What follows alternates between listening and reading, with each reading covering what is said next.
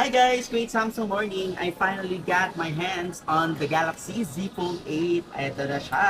Para siyang passport lang talaga and it's a brand new shape. Ayan, so try natin siya yan po. Ayan, napakaganda yan. Napaka-immersive pa rin talaga ng screen niya. Then, let's check yung cover screen. Ayan, so, ganito naman siya compact din.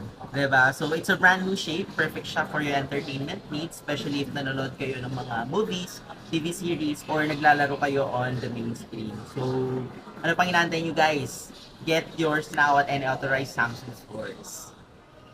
Hi guys! Great Samsung morning! I finally got my hands on the Galaxy Z Fold 8. Ito na siya.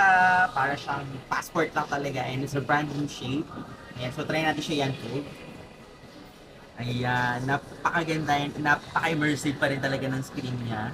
Then, let's check yung cover screen. Ayan, so, ganito naman siya compact din. Diba? So, it's a brand new shape. Perfect siya for your entertainment needs, especially if nanonood kayo ng mga movies, TV series, or naglalaro kayo on the main screen. So, ano pang inaantay nyo guys? Get yours now at any authorized Samsung stores.